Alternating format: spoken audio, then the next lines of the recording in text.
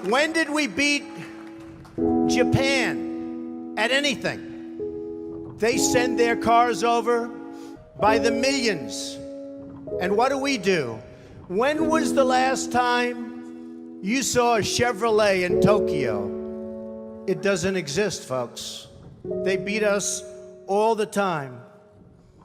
When do we beat Mexico at the border? They're laughing at us, at our stupidity.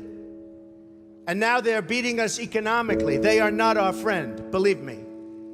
But they're killing us economically. The U.S. has become a dumping ground for everybody else's problems. Thank you. It's true. Islamic terrorism is eating up large portions of the Middle East. They become rich. I'm in competition with them. They just built a hotel in Syria. Can you believe this? They built a hotel. When I have to build a hotel, I pay interest. They don't have to pay interest because they took the oil that when we left Iraq, I said we should have taken. So now ISIS has the oil. And what they don't have, Iran has. And in and I will tell you this, and I said it very strongly, years ago, I said, and I love the military, and I want to have the strongest military that we've ever had, and we need it more now than ever, but I said, don't hit Iraq, because you're going to totally destabilize the Middle East. Iran is going to take over the Middle East. Iran and somebody else will get the oil, and it turned out that Iran is now taking over Iraq. Think of it. Iran is taking over Iraq, and they're taking it over big league. We spent $2 trillion in Iraq. $2 trillion. We lost thousands of lives, thousands in Iraq. We have wounded soldiers who I love. They're great. All over the place. Thousands and thousands of wounded soldiers. And we have nothing. We can't even go there. We have nothing. And every time we give Iraq equipment, the first time a bullet goes off in the air, they leave it. Last week I read 2,300 Humvees. These are big vehicles. Were left behind for the enemy. 2,000, you would say maybe 2, maybe 4, 2,300 sophisticated vehicles they ran, and the enemy took them. You're right.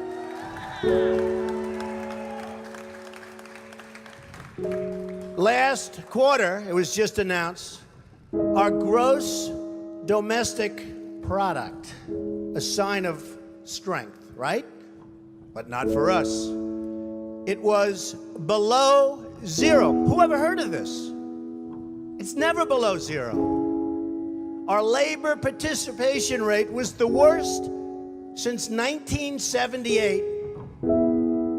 But think of it, GDP below zero. Horrible labor participation rate. And our real unemployment is anywhere from 18 to 20%. Don't believe the 5.6. Don't believe it. That's right, a lot of people up there can't get jobs.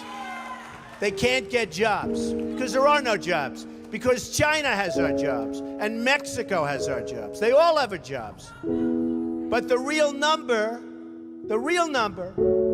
is anywhere from 18 to 19 and maybe even 21%. And nobody talks about it because it's a statistic that's full of nonsense.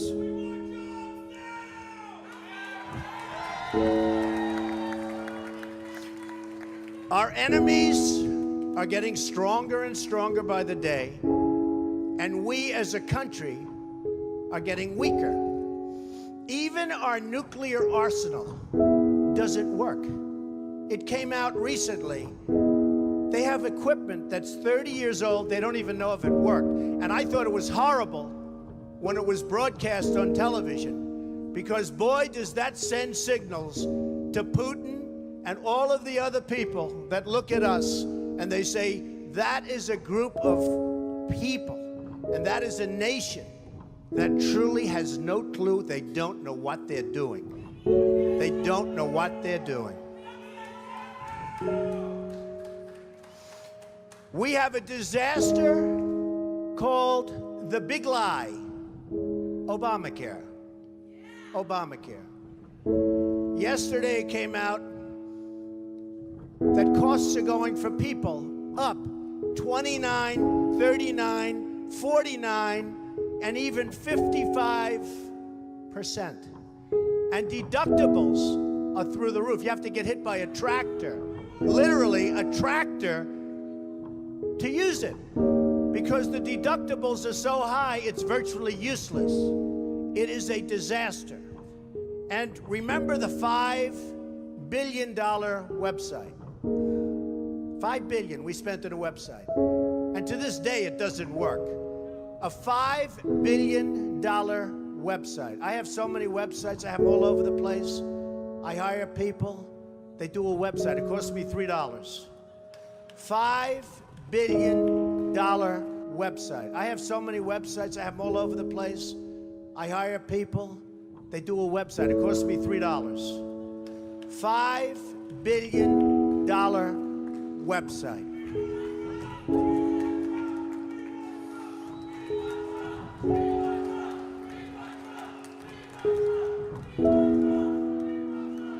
Well, you need somebody, because politicians are all talk, no action. Nothing's going to get done. They will not bring us, believe me, to the promised land.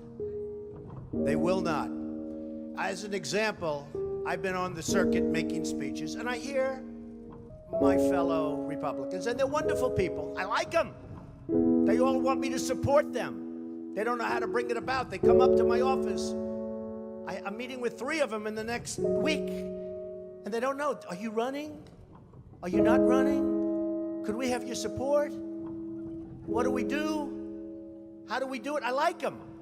And I hear their speeches, and they don't talk jobs, and they don't talk China. When was the last time you heard China's killing us? They're devaluing their currency to a level that you wouldn't believe. It makes it impossible for our companies to compete. Impossible. They're killing us. But you don't hear that from anybody else. You don't hear it from anybody else. And I watch the speeches. Thank you.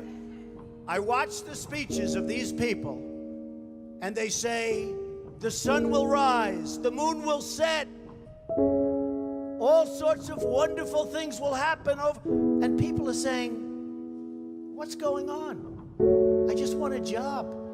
Just get me a job. I don't need the rhetoric. I want a job. And that's what's happening. And it's going to get worse, because remember, Obamacare really kicks in 2016. Really big league. It is going to be amazingly destructive.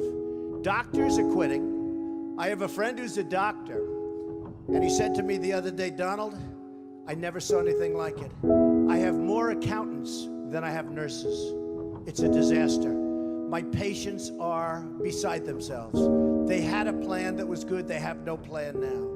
We have to repeal Obamacare, and it can be replaced. And it can be replaced with something much better for everybody. Let it be for everybody, but much better and much less expensive for people and for the government. And we can do it. So, I've watched the politicians. I've dealt with them all my life. If you can't make a good deal with a politician, then there's something wrong with you. You're certainly not very good. And that's what we have representing us. They will never make America great again. They don't even have a chance. They're controlled fully. They're controlled fully by the lobbyists, by the donors, and by the special interests, fully. They control them. Hey, I have lobbyists, I have to tell you. I have lobbyists that can produce anything for me. They're great. But you know what? It won't happen. It won't happen because we have to stop doing things for some people, but for this country, it's destroying our country. We have to stop, and it has to stop now. Now, our country needs a truly great leader, and we need a truly great leader now. We need a leader that wrote The Art of the Deal.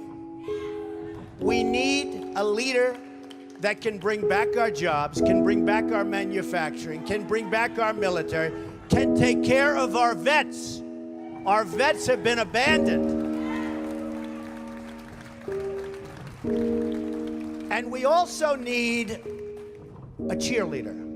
You know, when President Obama was elected, I said, well, the one thing I think he'll do well, I think he'll be a great cheerleader for the country.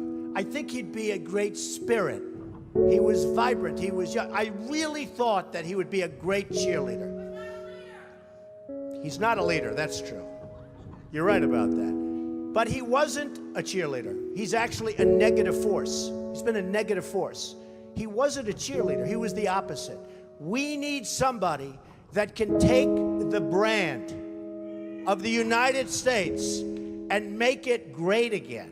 It's not great again. We need